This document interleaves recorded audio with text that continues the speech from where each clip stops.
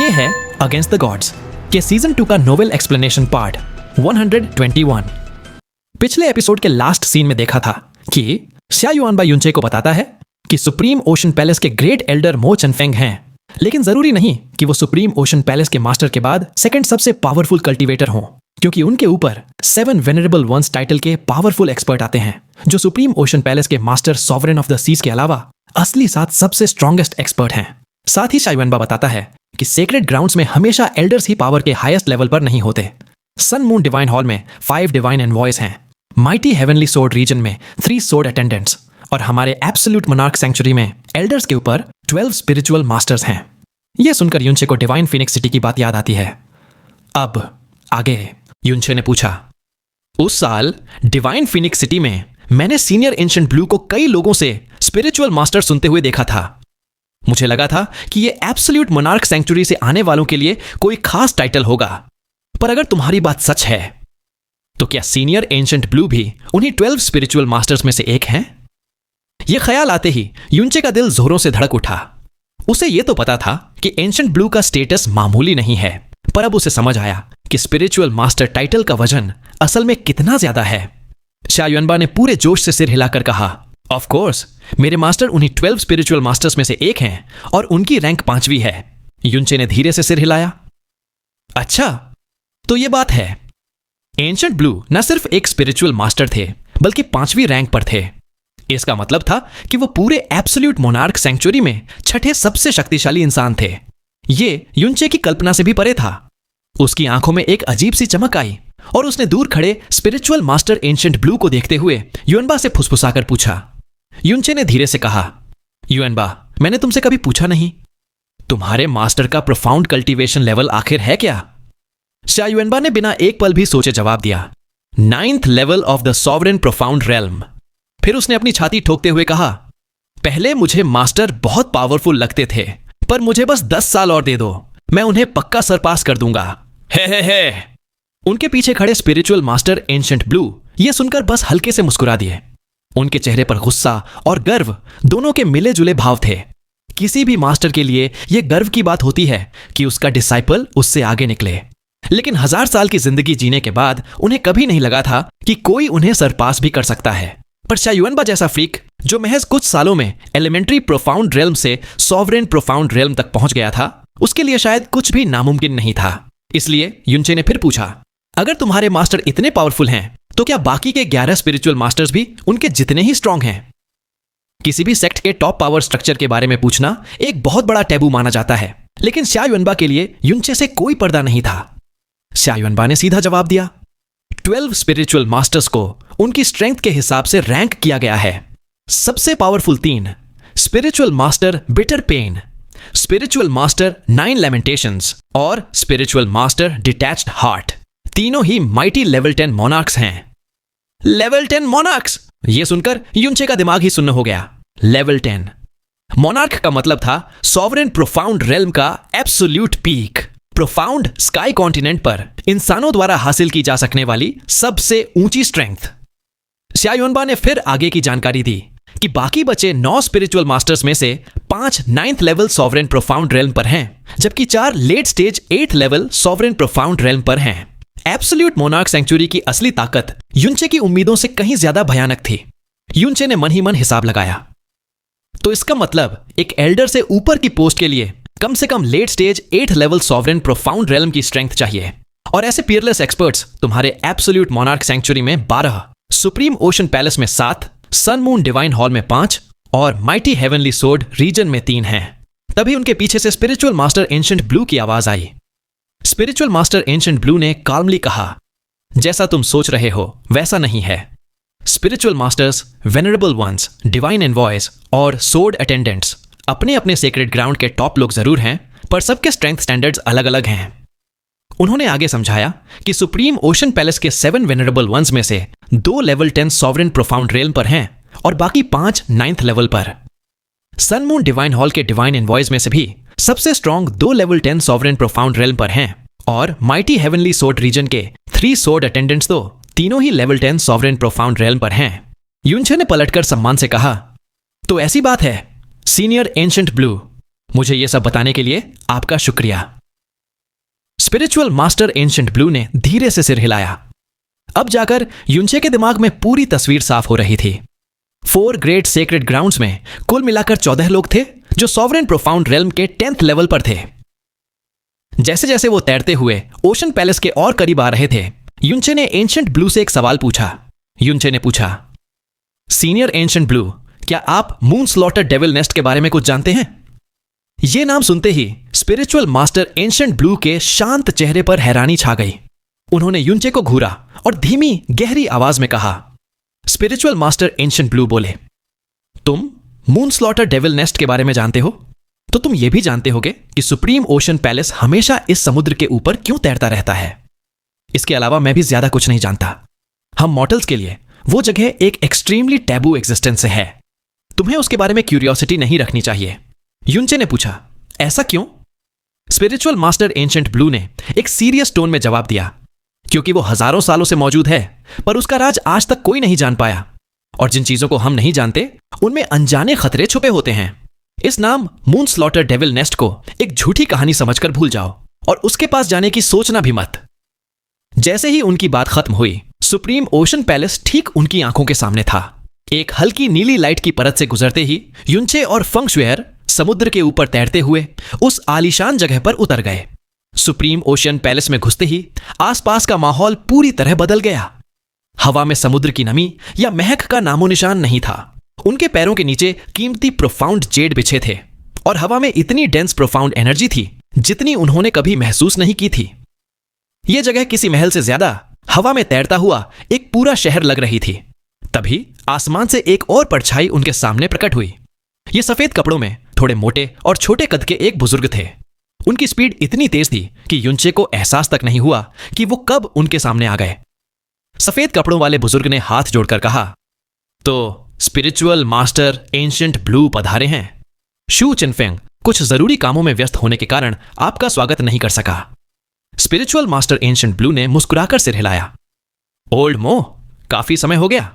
श्यायुआनबा ने युनचे के कान में फुसफुसाया। यह सुप्रीम ओशन पैलेस के ग्रेट एल्डर मो चेनफेंग होने चाहिए। मो चेनफेंग की नजर जैसे ही श्यायुआनबा पर पड़ी, वो हैरान रह गए। मो चेनफेंग ने कहा, तो ये वही हैं जिन्होंने अपनी टायरेनिकल एम्परर्स डिवाइन वेन्स से दुनिया को हिला दिया है। श्यायुआनबा, आपसे मिलकर खुशी हुई। लेकिन जब मो चेनफेंग की नजर फेंग शुइर पर पड़ी तो उनकी आंखें फटी की फटी रह गईं। उन्हें एहसास हुआ कि यह लड़की युएनबा से भी छोटी है, पर उसकी प्रोफाउंड स्ट्रेंथ उसके बराबर 8th level of the sovereign profound realm पर है।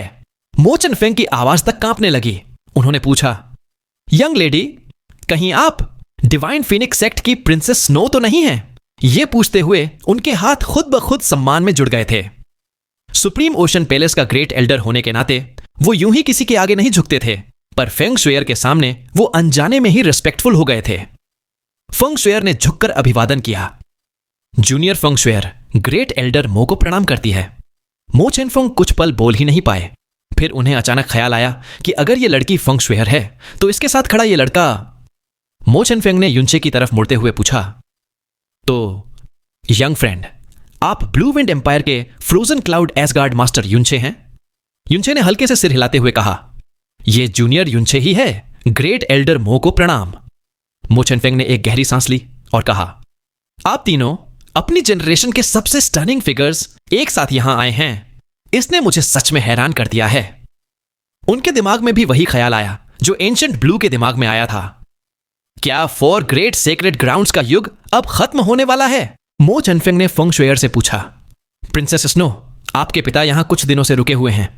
क्या आप उनके साथ फ्लेम हार्ट पैलेस में रुकना चाहेंगी या यंग फ्रेंड युन के साथ? फेंग शुइर ने बिना एक पल भी सोचे जवाब दिया, मैं बिग ब्रदर युन के साथ ही रहूंगी। मो चेनफेंग ने सिर हिलाया। तभी उनके हाथ में रखा एक नीला जेड स्टोन चमक उठा। वो एक पल रुके और फिर युनचे की तरफ मुड़े। मो चेनफेंग ने कहा, little friend Yun, sovereign of the seas ने मुझे आदेश दिया था कि जैसे ही आप आएं मैं उन्हें तुरंत खबर करूं। उन्होंने अपने सभी काम छोड़ दिए हैं और आपसे मिलने का अनुरोध किया है। रेजिडेंस पर जाने से पहले कृपया मेरे साथ सॉवरेन ऑफ द सीज से मिलने चलें। युनचे ने जवाब दिया, यह मेरा सौभाग्य होगा। युनचे को इससे कोई आपत्ति नहीं थी, क्योंकि मून स्लॉटर डेविल नेस्ट में जाने के लिए उसे सुप्रीम ओशन पैलेस की सॉवरेन ऑफ द सीज की इजाजत तो लेनी ही थी। मो चेनफेंग ने आवाज लगाई, लानजी, लानशैन, एब्सोल्यूट मोनार्क सैंक्चुअरी के इन 2 मेहमानों को डिवाइन ओशन पैलेस ले जाओ, इनका खास ख्याल रखना। 2 फीमेल डिसाइपल्स आगे आईं और झुककर बोली, जी ग्रेट एल्डर, 2 मेहमानों कृपया इस तरफ आइए। स्यायुअनबा के चेहरे पर थोड़ी चिंता दिखाई दी। स्यायुअनबा ने पूछा, सॉवरेन ऑफ द सीज मेरे ब्रदर इन लॉ से क्यों मिलना चाहती हैं?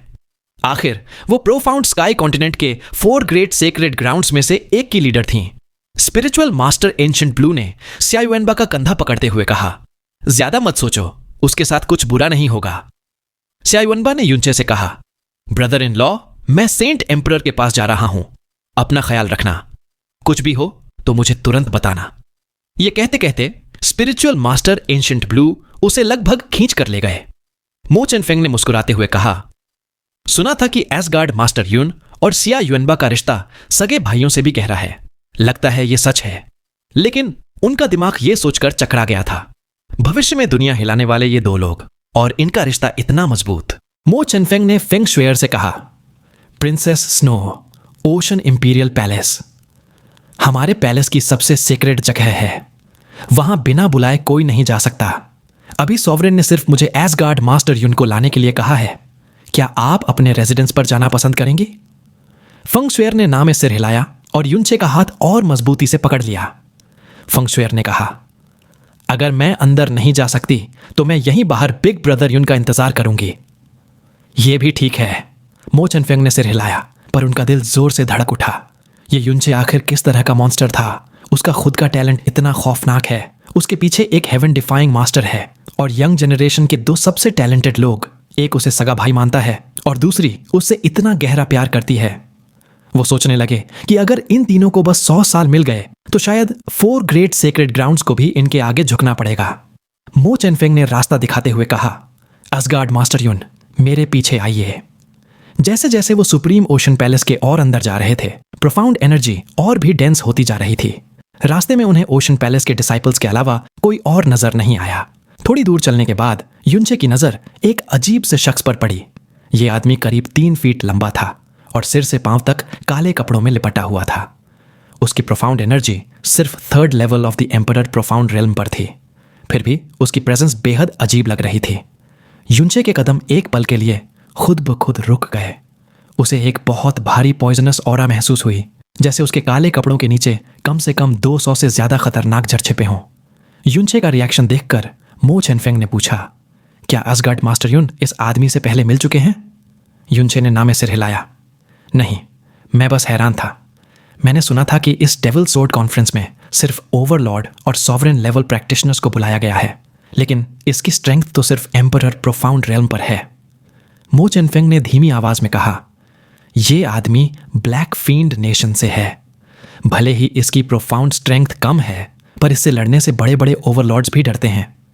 शायद एसगार्ड मास्टर यून ने भी इसका नाम सुना होगा, टॉक्सिन इमॉर्टल। युनचे ने यह नाम पहली बार सुना था। फेंग शुएर ने कहा, मैंने यह नाम अपने रॉयल फादर से सुना है। उन्होंने बताया था कि toxin immortal profound sky continent का सबसे पावरफुल पॉइजन यूजर है। जिसे उसका जहर लग गया उसे कोई नहीं बचा सकता।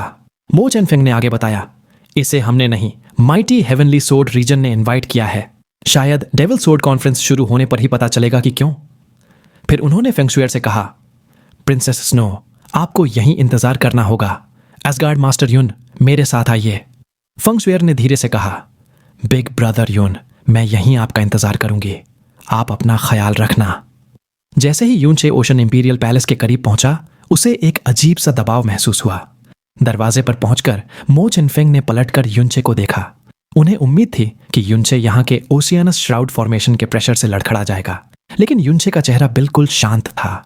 यह देखकर मो चेनफेंग की आंखें हैरानी से फैल गईं। एक बड़ा सा दरवाजा खुला और दोनों अंदर दाखिल हुए। मो चेनफेंग ने सिर झुकाते हुए ऐलान किया, सॉवरेन ऑफ द सीज को रिपोर्ट कर रहा हूं। ब्लू विंड एम्पायर के एसगार्ड मास्टर युनचे आ गए हैं।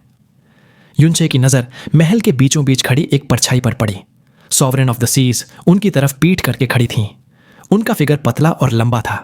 यह पीठ देखकर युनचे एक पल के लिए चौंक गया। ये तो एक महिला थी। सॉवरेन ऑफ द सीज एक औरत है। सॉवरेन ऑफ द सीज ने कहा, तुम जा सकते हो।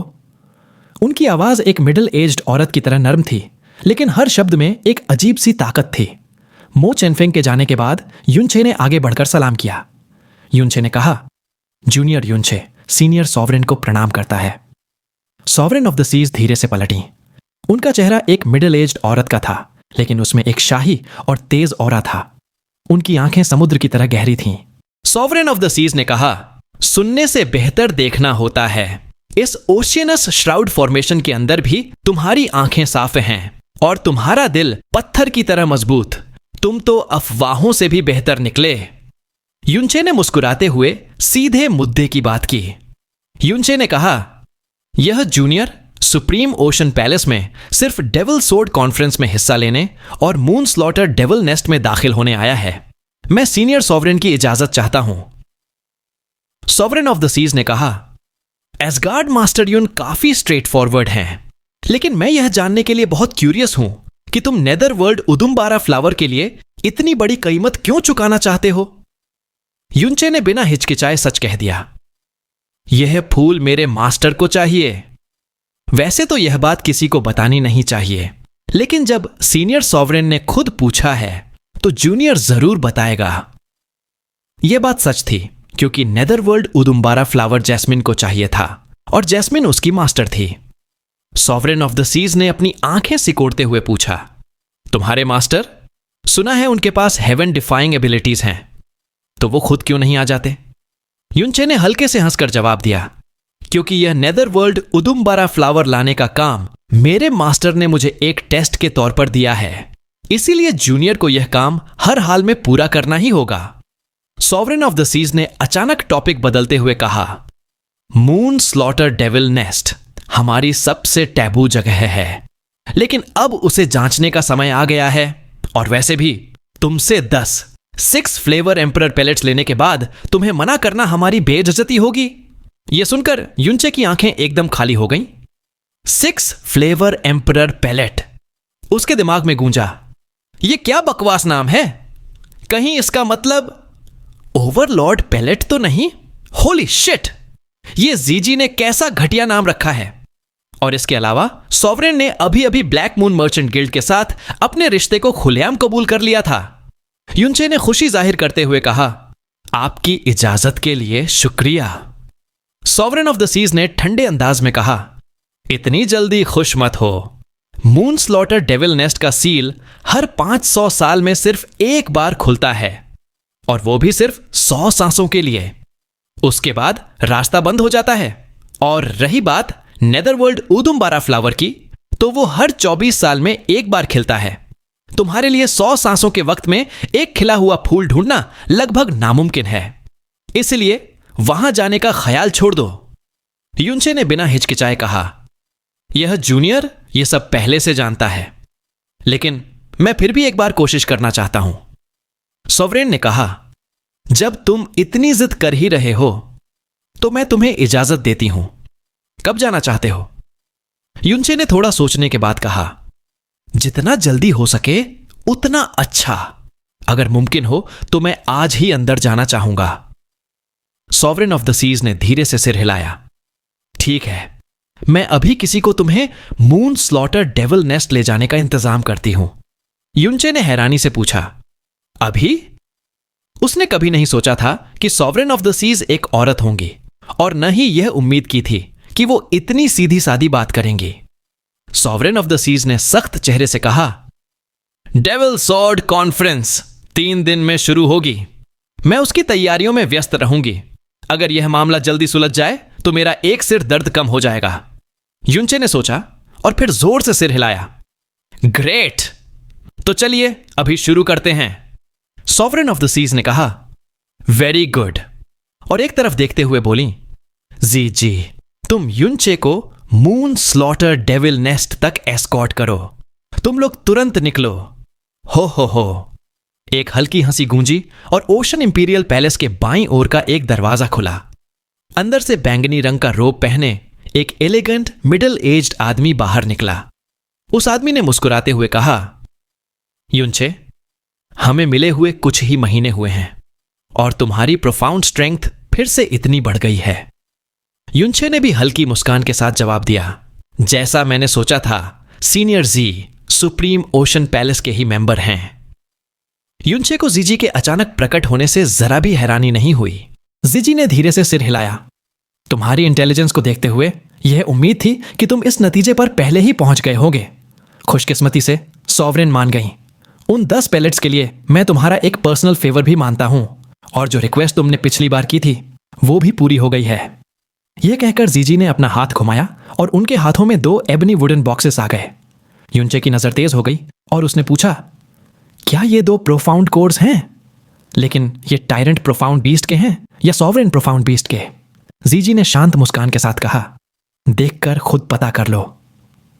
युनचे आगे बढ़ा और दोनों बॉक्स ले लिए।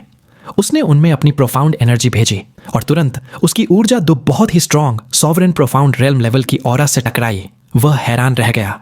दोनों बक्सों में 2 सॉवरेन प्रोफाउंड बीस्ट्स के प्रोफाउंड कोर्स थे। यह तो बहुत अच्छा हुआ, युनचे ने सोचा, और दोनों बॉक्स रख लिए। युनचे ने कहा, सीनियर जी सच में रिमार्केबल हैं। जैसा हमने तय किया था, आपने 2 कीमती कोर्स डिलीवर कर दिए। फिर उसने अपनी उंगली से 2 ओवरलॉर्ड पैलेट्स जीजी की तरफ उछाल दिए। जीजी ने उन्हें पकड़ा और संतुष्टि से कहा, सॉवरेन प्रोफाउंड बीस्ट्स को ढूंढना बहुत मुश्किल काम है, लेकिन बदले में ये 2 कीमती पैलेट्स मिले हैं, तो यह सौदा फायदे का है। सॉवरेन ऑफ द सीज ने युनचे को देखते हुए कहा, तुम्हारे मास्टर ओल्ड मैन डुहोतियन के बारे में मैंने सिर्फ अफवाहें सुनी थीं, लेकिन अब जब मैंने यह पेयरलेस प्रेशियस मेडिसिन देखी है तो मुझे इस सच के आगे झुकना ही पड़ेगा। चिंता मत करो, इस कीमती मेडिसिन का सच सिर्फ हम तीनों के बीच रहेगा। युनचे ने जवाब दिया। यह जूनियर सॉवरेन के शब्दों पर शक करने की हिम्मत नहीं करेगा। सॉवरेन ने पूछा, जीजी ने मुझे बताया कि तुमने 20 पैलेट्स ऑक्शन करवाने के बाद 4 ग्रेट सेक्रेड ग्राउंड्स को और पैलेट्स न बेचने की कसम खाई है। क्या यह सच है? युनचे ने बिना हिचकिचाए सिर हिलाया। बिल्कुल, कोई चीज कितनी भी कीमती क्यों ना हो, अगर वो आसानी से मिलने लगे तो उसकी कीमत गिर जाती है। सॉवरेन ऑफ द सीज ने गंभीरता से सिर हिलाते हुए कहा, यह सबसे अच्छा रहेगा। वो समझ गई थी कि इस डील से सुप्रीम ओशन पैलेस को कुल 17 पैलेट्स मिलेंगे, जो उन्हें दूसरे सेक्रेड ग्राउंड से कहीं आगे ले जाएगा। सॉवरेन ने अपनी आस्तीन उठाई और एक कीमती जेड उनके हाथ पर तैरने लगा, जो इथीरियल ब्लू लाइट छोड़ रहा था। सॉवरेन ने कहा, यह हमारे सुप्रीम ओशन पैलेस का ओशन एम्परर सील है। यह मून स्लॉटर डेविल नेस्ट पर लगे रेस्ट्रिक्शन को हटाने वाली इकलौती चीज है। जीजी, इसी लो और युनचे को तुरंत वहां ले जाओ। जीजी ने बस हल्के से सिर हिलाया और ओशन एम्परर सील को मजबूती से पकड़ लिया। युनचे यह सब शांति से देख रहा था, लेकिन वह चुपके से सॉवरेन और जीजी के एक्सप्रेशंस पर नजर रखे हुए था। उसने ध्यान दिया कि जीजी का रवैया सॉवरेन के प्रति बिल्कुल सामान्य था। उसके दिमाग में एक विचार आया और उसने तुरंत मौके का फायदा उठाया। युनचे ने कहा, sovereign of the seas, senior जाय, इन कीमती पैलेट्स के ऑक्शन के बारे में मेरे दिमाग में एक नया ट्रेड आइडिया आया है। सॉवरेन ऑफ द सीज ने अपनी आंखें तिरछी की। ओह, लेकिन जीजी के चेहरे पर उम्मीद की चमक आ गई। युनचे ने धीरे से समझाया, सीनियर जी ने कहा था कि एक पैलेट कम से कम 1 किलोग्राम पर्पल वेन्ड डिवाइन क्रिस्टल में बिकेगा, लेकिन इसकी असली कीमत इससे कहीं ज्यादा होगी। जीजी हल्के से हंसा और युनचे को अपनी बात पूरी करने दी। युनचे ने स्काई पॉइजन पर्ल से 20 ओवरलॉर्ड पैलेट्स निकाले। उनकी रिच ओरा पूरे ओशन इंपीरियल पैलेस में फैल गई। युनचे ने कहा, पहले मैंने ये 20 पैलेट्स ऑक्शन करवाने का सोचा था, लेकिन अब मैंने अपना मन बदल लिया है। मैं चाहता हूं कि मैं ये 20 ओवरलॉर्ड पैलेट्स सीधे सुप्रीम ओशन पैलेस को 20 किलोग्राम पर्पल वेन्ड डिवाइन क्रिस्टल्स में बेच दूं, अभी के अभी। उसके बाद इनके ऑक्शन से जो भी मिलेगा वो सब आपका होगा। यह सुनकर सॉवरेन और जीजी दोनों की भौहें तन गईं। जीजी ने शांत रहते हुए पूछा, तुमने यह फैसला क्यों किया? ऑक्शन में इनकी कीमत 20 किलोग्राम से कहीं ज्यादा होगी। तुम कम से कम 5 से 10 किलोग्राम पर्पल वेन्ड डिवाइन क्रिस्टल्स का नुकसान उठाने को तैयार हो? युनचे ने हल्के से मुस्कुराते हुए कहा, मैं जानता हूं, मैं लालची इंसान नहीं हूं। अगर मुझे यह अमाउंट जल्दी मिल जाए तो मुझे ज्यादा शांति मिलेगी। जीजी और सॉवरेन ऑफ द सीज ने एक दूसरे की तरफ देखा। जीजी ने मुस्कुराते हुए कहा, हमारा ओशन पैलेस यह बड़ा मौका कैसे छोड़ सकता है? अगर तुम सच में ऐसा करना चाहते हो सॉवरेन, हमें उन डिवाइन क्रिस्टल्स का एक हिस्सा इस्तेमाल करना होगा। सॉवरेन ने कहा, बिल्कुल। फिर उन्होंने युनचे से कहा, पर्पल वेन्ड डिवाइन क्रिस्टल्स पूरे प्रोफाउंड स्काई कॉन्टिनेंट के सबसे कीमती रिसोर्सेज हैं। और एक साथ 20 किलोग्राम इस्तेमाल करना किसी के लिए भी बहुत मुश्किल है। युनचे ने भौहें उठाते हुए कहा, 4 ग्रेट सेक्रेड ग्राउंड्स के पास बेशुमार रिसोर्सेस हैं और आपके पास ब्लैक मून मर्चेंट गिल्ड का सपोर्ट भी है। 20 किलोग्राम आपके लिए बड़ी बात नहीं होनी चाहिए। सॉवरेन ने युनचे को घूरते हुए कहा, लगता है तुम्हें इसकी असली कीमत का अंदाजा नहीं है। हमारे सबसे टैलेंटेड डिसाइपल को भी हर 5 साल में सिर्फ 50 ग्राम मिलते हैं और तुम इतनी बड़ी रकम सिर्फ कुछ दिन की पीस ऑफ माइंड के लिए छोड़ने को तैयार हो। युनचे के चेहरे पर कोई बदलाव नहीं आया। युनचे ने कहा, मैं इनकी वैल्यू समझता हूं, लेकिन अगर आपका ओशन पैलेस 20 किलोग्राम क्रिस्टल्स नहीं निकाल सकता तो समझिए मैंने यह बात कभी कही ही नहीं। सीनियर जी मुझे मून स्लॉटर डेविल नेस्ट ले जाने की तकलीफ करें। जीजी ने मुस्कुराते हुए कहा, 20 किलोग्राम एक बहुत बड़ी रकम है, पर इसका मतलब यह नहीं कि हमारा ओशन पैलेस इसका इंतजाम नहीं कर सकता। हमारे पास एक रिजर्व स्टैश है जिसे हम छू नहीं सकते। युनचे ने सोचते हुए पूछा, छू नहीं सकते? कहीं वो किसी डिजास्टर के लिए रिजर्व में तो नहीं है? जीजी ने सिर हिलाते हुए कहा, हो तुम सच में इंटेलिजेंट हो। हमारे सुप्रीम ओशन पैलेस ने 25 किलोग्राम पर्पल वेन्ड डिवाइन क्रिस्टल का एक हिस्सा पिछले 8000 सालों से संभाल कर रखा हुआ है। यह हिस्सा सिर्फ तब इस्तेमाल किया जाता है जब ओशन पैलेस पर कोई बहुत बड़ी मुसीबत आए, sect wide protective profound formation को एक्टिवेट करने के लिए, लेकिन आज तक उसकी जरूरत ही नहीं पड़ी। जीजी ने आगे कहा, भले ही इन डिवाइन क्रिस्टल्स का इस्तेमाल करना हमारे एंसेस्टर्स के नियमों को तोड़ना है, लेकिन इतना प्रॉफिटेबल ट्रांजैक्शन मैं छोड़ नहीं सकता। यह मेरी जिंदगी का सबसे फायदेमंद सौदा हो सकता है। जैसे ही उसने बोलना खत्म किया, जीजी के हाथ में पर्पल लाइट से चमकती एक स्पेशल रिंग प्रकट हुई। उसने वह रिंग युनचे की आंखों के सामने रखी और बोला, इसके अंदर ठीक 20 किलोग्राम पर्पल वेन्ड डिवाइन क्रिस्टल्स हैं। अगर तुम अभी भी पीछे हटना चाहते हो तो यही वक्त है। युनचे ने कोई जवाब नहीं दिया। एक हाथ के इशारे से उसने 20 ओवरलॉर्ड पैलेट्स जीजी की तरफ उड़ा दिए। उसी वक्त जीजी के हाथ से पर्पल क्रिस्टल स्पेशल रिंग उसके हाथ में आ गई। उसने अपने कॉन्शियसनेस से अंदर झांका तो पाया कि उसमें ठीक 20 किलोग्राम्स पर्पल वेन्ड डिवाइन क्रिस्टल्स थे। युनचे ने पर्पल क्रिस्टल स्पेशल रिंग को संभालते हुए कहा, सीनियर जी के साथ सौदा करना वाकई मजेदार है। मैं उम्मीद करता हूं कि सीनियर जी यह नहीं भूलेंगे कि ये 20 पैलेट्स सिर्फ ऑक्शन के लिए हैं, अपनी जेब में रखने के लिए नहीं। अब 20 किलोग्राम पर्पल वेन्ड डिवाइन क्रिस्टल युनचे के हाथ में आ गए थे और स्काई पॉइजन पर्ल के अंदर रखे 25 किलोग्राम मिलाकर जैस्मिन के लिए जरूरी 35 किलोग्राम पर्पल वेन्ड डिवाइन क्रिस्टल्स का कोटा पूरा हो गया था। अब सिर्फ नेदर वर्ल्ड उदुम्बारा फ्लावर की कमी थी। जीजी ने हंसते हुए कहा, हो इसमें शक की क्या बात है। उसने अपनी प्रोफाउंड एनर्जी से हर एक ओवरलॉर्ड पैलेट को जांचा, फिर मुस्कुराते हुए उन्हें संभाल कर रख लिया। यह वाकई उसकी जिंदगी का सबसे प्रॉफिटेबल ट्रांजैक्शन था। सॉवरेन ऑफ द सीज इस सौदे से बहुत खुश थीं। उन्होंने कहा, एसगार्ड मास्टर युन, तुम सच में एक एक्स्ट्रॉर्डिनरी इंसान हो। अब जब ट्रांजैक्शन पूरा हो गया है, जीजी तुम युनचे को मून स्लॉटर डेविल नेस्ट ले जा सकते हो। सॉवरेन ने आगे चेतावनी दी, लेकिन मैं तुम्हें फिर से याद दिला दूं कि मून स्लॉटर डेविल नेस्ट का सील सिर्फ 100 सांसों के लिए खुलेगा। उसके बाद सील अपने आप बंद हो जाएगा।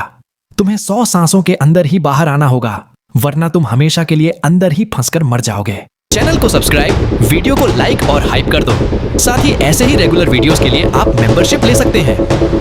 फर्क नहीं पड़ता आप कौन सी मेंबरशिप ले रहे हैं, कम लेवल वाली भी अगर आप मेंबरशिप लेते हैं तो इससे मेरी बहुत हेल्प हो जाएगी। इससे मुझे मोटिवेशन मिलेगा। साथ ही फ्यूचर में ऐसे ही और कमाल के वीडियोस आते रहेंगे। हमें सपोर्ट करने के लिए आप सभी को दिल से शुक्रिया।